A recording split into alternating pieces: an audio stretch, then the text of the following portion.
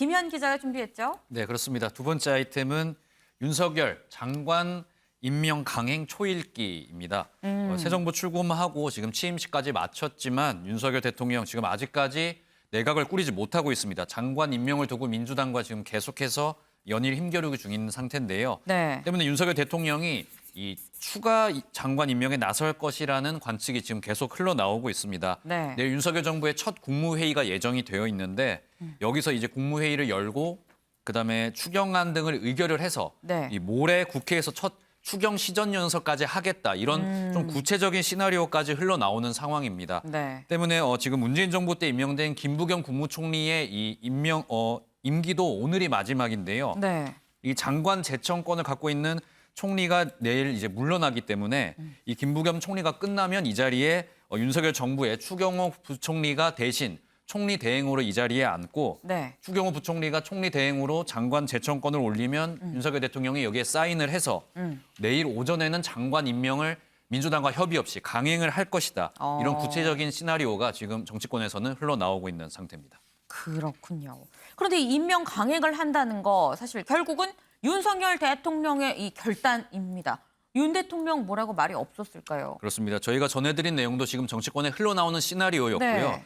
때문에 기자들이 오늘 오전 출근길에 윤석열 대통령 만났을 때 이 장관 임명 관련해서 좀 어떻게 생각하느냐 질문을 했는데 윤석열 대통령 일단 답을 내놓긴 했습니다. 어떻게 답변했는지 영상으로 확인해 보시겠습니다. 내일 국무회의를 주재하시려면 일부 장관직 임명 오늘 중으로 하셔야 되는데 그 관련해서 좀. 그래서 내가 좀 출근해서 좀 챙겨봐야 되겠네요. 자, 많이 도와주십시오. 네, 윤석열 대통령 이 일부 장관 추가 임명 강행할 거냐, 오늘 할 거냐 이런 질문을 받았습니다. 여기에 대해서 일단 내가 출근해봐서 챙겨봐야 될 것 같은데 많이 도와달라 기자들에게 이렇게 답을 했습니다. 네. 제일 중요한 건 여기서 오늘 안 할 거다 이렇게 부인하는 모습은 전혀 없었기 때문에 네. 지금 임명을 강행하지 않을까 이런 관측에 무게가 더욱 실리고 있는 상황입니다. 그렇군요. 근데 지금까지 윤석열 정부에서 임명이 된 장관은 이 어제 저희가 전해드린 7명입니다. 그렇죠?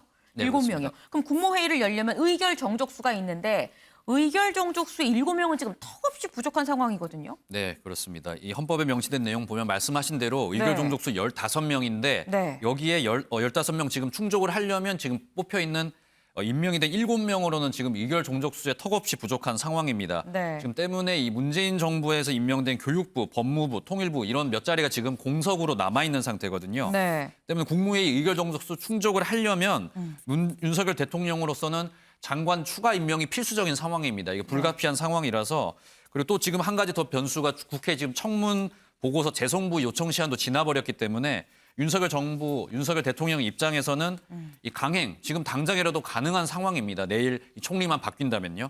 하지만 또 이런 식의 좀 강행하는 거 민주당과 협의 없이 대통령이 강행하는 건 또 부담스럽기도 한 게 사실이거든요. 네. 저희 대통령 측 관계자가 저희 MBN에 조금 귀뜸을 해준 내용으로는 네. 지금 일단은 내일 국무회의까지는 김부겸 총리가 이 국무회의에 배석을 해서 약간 일종의 어떤 중재 역할을 조금 했었으면 한다. 이게 좀 내부 대통령실 내부의 의견이다. 이런 지금 내용도 나온 상황입니다. 네. 아직 어떻게 좀 진행이 될지 모르는 상황인데 장관 임명이 이르면 오늘, 좀 늦어도 내일까지는 결과가 나올 것으로 보여서요. 네. 어떻게 진행이 될지도 좀 지켜봐야 할 것 같습니다. 네, 잠깐 혼란이 있으실 수 있을 것 같아서 잠깐 좀 정리를 해드리면 국무회의를 열려면 필요한 사람의 인원은 11명입니다. 근데 11명이 모이면 회의를 열 수는 있습니다만 의결을 할 수는 없죠. 의결을 하려면 15명이 있어야 되고 이 15명 중에서 3분의 2가 찬성을 해야만 이 해당 안건이 통과가 되는 이 그런 시스템이라는 걸 좀 설명을 드리면서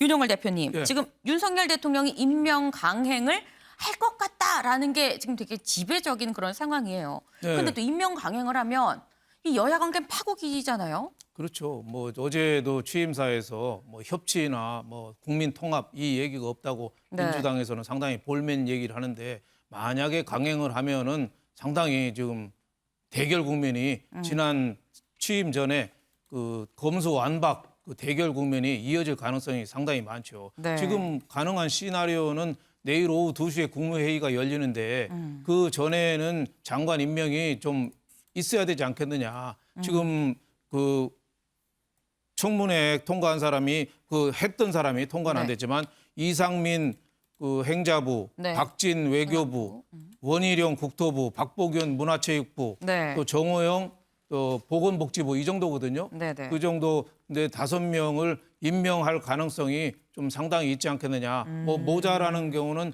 문재인 대통령 때 임명한 강요가 몇 명이 참가하더라도 네. 내일 추가 경정 예산은 소상공인한테 바로 가는 거기 때문에 네. 늦어지면 좀 곤란하거든요. 그래서 내일 강행을 할 가능성이 많다 이런 생각이 들고 네. 여기서 우리가 포인트를 2개 봐야 될 것 같습니다. 2가지. 그럴 경우에는 한덕수 총리를 어떻게 하느냐. 그러니까 민주당에서는 가뜩이나 지금 한덕수를 해주자니 좀 그렇고 안 해주자니 과거 노무현 대통령 때 총리했던 사람을 네. 좀 명분이 좀 약하고 발목 잡기 아니냐 그러는데 내일 만약에 장관을 청문회 통과도 없는데 임명을 했다 그러면은 네. 울고 싶은데 뺨 때리는 격이죠. 당연히 한덕수 총리를 안 해준다고 봐야겠죠. 그리고 또 하나는 보건복지부 정호영 장관 후보자까지 여기에 5명에 같이 들어간다. 네. 그러면은 국민 여론이 상당히 나빠질 가능성이 있거든요. 그래서 저는 5명 다 하는 것보다는 한 4명만 정호영은 사퇴시키고 네. 4명 할 가능성이 상당히 많은데 그래도 여야 대치 국면은 상당히 심각해질 가능성이 있다 이렇게 봅니다. 네. 김준일 대표님. 예. 지금 이 좀 전에 윤 대표님께서 한덕수 총리 후보자에 대해서 민주당이 당연히 이 통과를 안 시켜줄 거다라고 말씀을 하셨어요. 여기에 대해서 어떻게 보세요? 통과 안 시켜줄 것 같다고 보시나요? 이게 조금 변수가 너무 많아요. 지금 변수가 많은 게 일단은 이게 이제 인준 표결을 해야 되잖아요. 네. 근데 지금 이게 일정을 잡아야 되잖아요. 그럼 그쵸. 본회의를 열어서 여야가 지금 만나지도 못하고 있습니다. 네. 그러니까 뭐 취임식도 있고 지금 강대강 대치 국면도 있는데 네. 이를테면은 지금 이게 같이 걸려 있는 게 당장 원구선 하반기 원구성 하는데 민주당에서 법사위 네. 법사위원장을 우리가 야당 됐으니까 가져가겠다. 네. 이래서 지금 국민의힘 반발하고 있잖아요. 네. 이것도 지금 있고 지금 검수완박의 소위 말하는 검수완박법의 후속으로서 지금 사개특위를 열어가지고 네. 중수청을 설치하는 걸 논의를 해야 되는데 이것도 국민의힘은 반대하고 있고 그러니까 네. 이게 사실은 같이 다 이제 하면서 요 인준 표결 얘기도 날짜를 잡아야 되거든요. 네. 이게 그러니까 언제 잡힐지조차 지금 굉장히 불투명한 상황입니다. 그래서 네. 민주당의 지금 얘기를 들어보면은 전체적으로 보면은 상황을 보면서 여론의 변화를 보면서 판단을 하겠다라는 거예요. 그러니까 이게 발목 잡기 프레임으로 분명히 비칠 수도 있잖아요. 후폭풍일 수도 있죠. 있죠. 그러니까 첫 총리가 임명도 안 되게 이렇게 민주당이 반대를 하는 것 자체가 여론의 부담일 수 있으니까 네. 전체적으로 상황을 여론은 여러 가지 이제 복잡한 사안들이 같이 벌어지는데 그거를 사안을 보면서 어떻게 할지를 아. 이제 봐야 되는 거 하나가 있고요. 또 하나는 네. 이게 무기명입니다. 투표가. 근데 아, 네. 한덕수 네. 총리가 과거에 이제 진보 정부에 같이 있으면서 지인들이 많아요. 네. 그러니까 이게 누가 반대를 하고 누가 찬성했는지 모른다라고 한다면은 한덕수의 인맥으로 인해서 소위 말하는 민주당 입장에서는 반란표가 나올 수가 있습니다. 네. 그러니까 이것도 사실은 만약에 민주당이 반대하고 했는데 만약에 이게 통과돼 버린다라고 했을 때는 민주당 입장에서도 난감하고 그러네요. 여러모로 복잡한 사안들이 굉장히 많다. 그러니까 조금 더 지켜봐야 되는데 전체적인 민주당 기류는 어쨌든 반대쪽에 조금 더 무게가 실려 있다. 이렇게 봐야 될 것 같습니다. 네, 지금 이 굉장히 변수가 많다고 설명을 해주셨는데 실제로 법사위원장 건도 걸려 있고요. 사개특위도 걸려 있고 또 이게 무기명 투표라는 점, 이 한덕수 총리 후보자의 개인 인맥으로 또 어느 정도 이 반대표가 또 이 반대되는 당론과 반대되는 표가 나올 수도 있다라는 설명이셨습니다.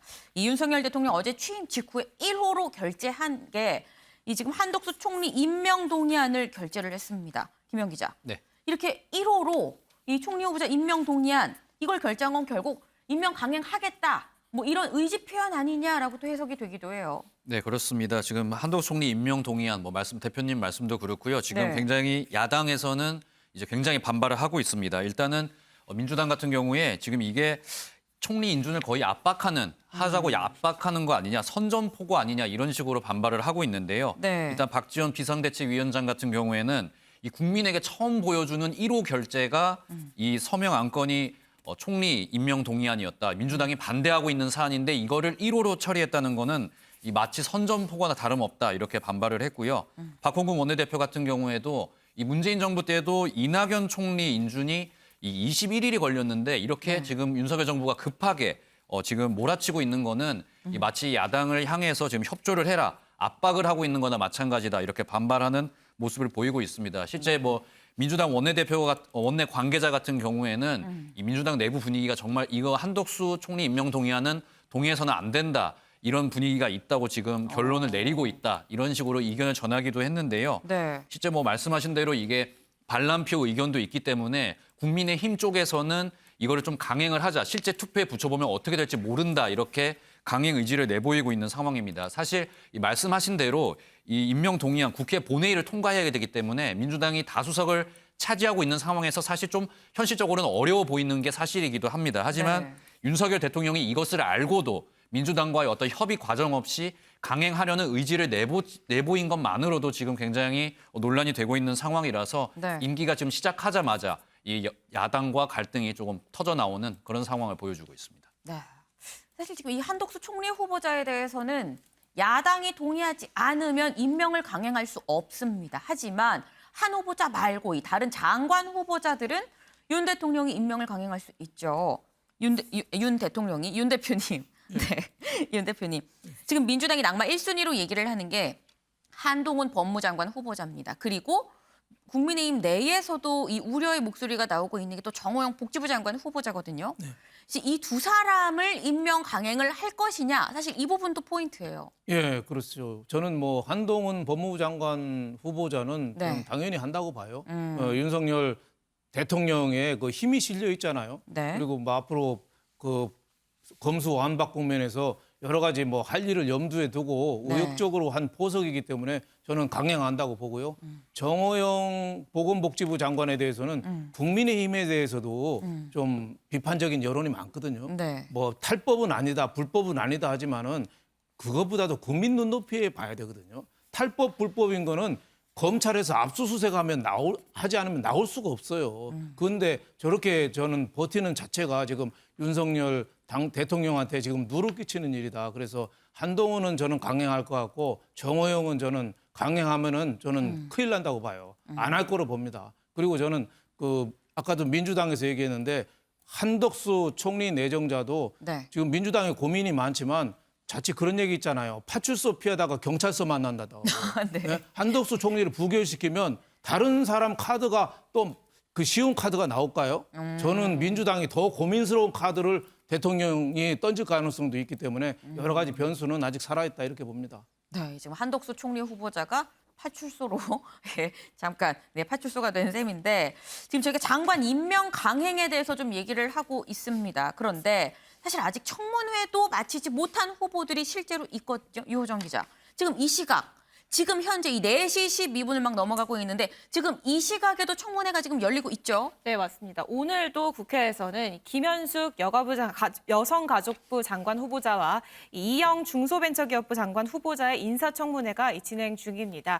특히나 관심을 끈 건 여가부 장관 후보자의 인사청문회인데요. 이번 정부의 공약이 여가부 폐지이지 않습니까? 네. 이 때문에 야당의 맹공이 쏟아졌습니다. 실제로 지금은 진행 중이지만 앞서 청문회가 이 70분 만에 정회가 되기도 했습니다.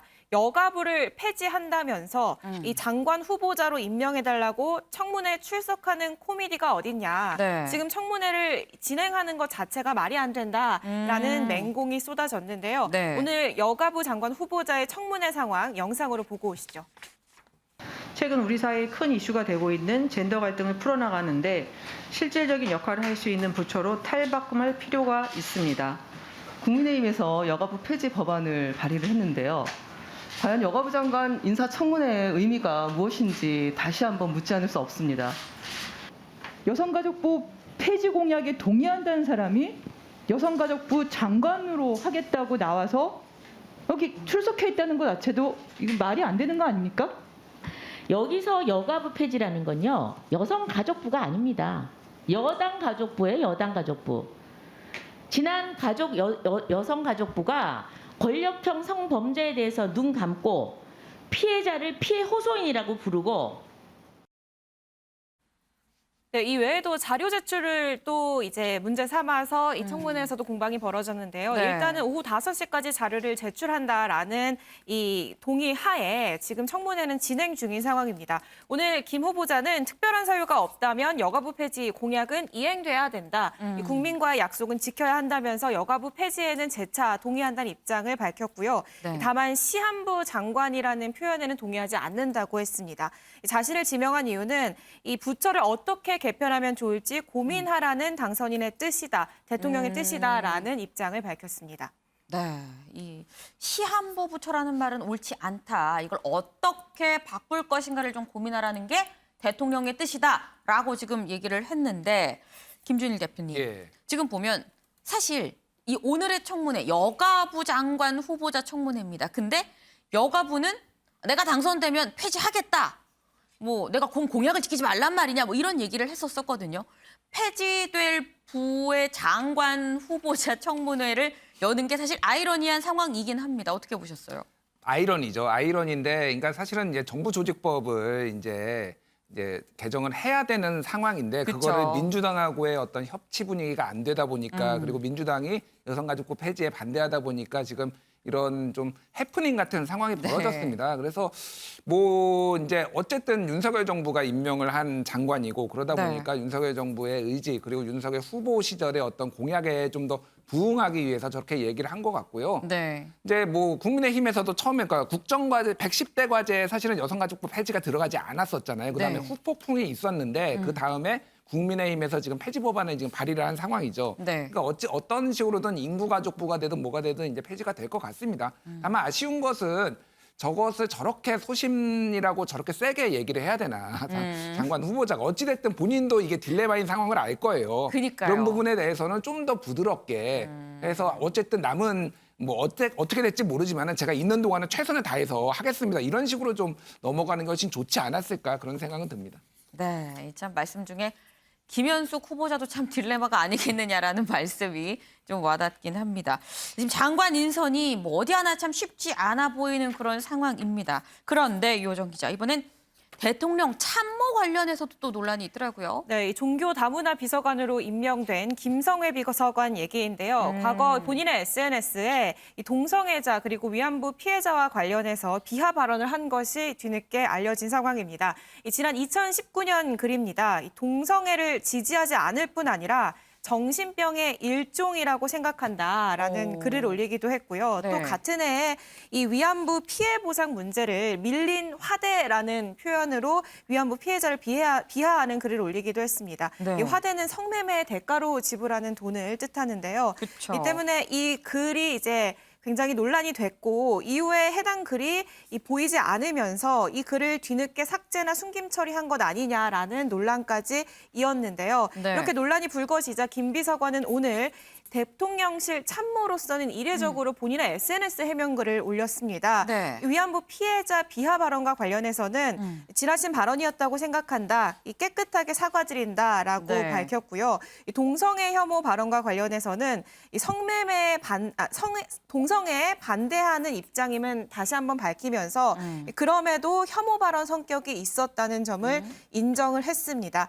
하지만 민주당과 정의당은 윤 대통령에게 김 비서관을 해임할 것을 촉구하고 있는 상황입니다. 네, 윤영걸 대표님 네. 짧게 여쭤볼게요. 네. 지금 종교 다문화 비서관인데 지금 해당 글을 보니까 좀 그렇네라는 생각이 실제로 듭니다. 어떻게 보셨어요? 좀 너무 심했죠. 지금 종교 다문화 비서관은 이번에 대통령이 처음 만든 거거든요. 네. 그럼 종교 간의 화합, 다문화 포용 뭐 이런 거 해야 되는데 위안부에 대해서 화대라고 하고 그 동성애에 대해서 정신병이라고 하고 너무 좀 표현이 지나친 거 아니에요? 그리고 자유일보라고 그 정광훈 목사가 하는 거기에 있을 때 쓴 글이 그 뭐에 평강공지라고 김건희 여사까지 했잖아요. 제2부속실 없앤다면서 오히려 저런 거로 통해서 하는 거 아닌가 좀 합리적인 의심이 들고 제가 보기에는 비서관 빨리 그만둬야 되지 않나 싶습니다. 네. 네. 빨리 그만둬야 되는 거 아니냐라고 아주 확 말씀을 주셨는데 이 오늘의 탑을 좀 정해보겠습니다. 오늘의 탑 프리스타일로 오늘 첫 수석 비서관 회의를 연 윤석열 대통령. 경제가 중요하고 또 구두발이 닳게 일하는 게 중요하다라고 얘기를 했는데 실제로 구두발이 닳게 일하는지 또 경제가 살아나는지 국민들이 5년 동안 지켜보지 않을까 싶습니다. 그래서 오늘의 탑은 윤 대통령 측 수석 비서관 회의 프리스타일러로 결정하겠습니다.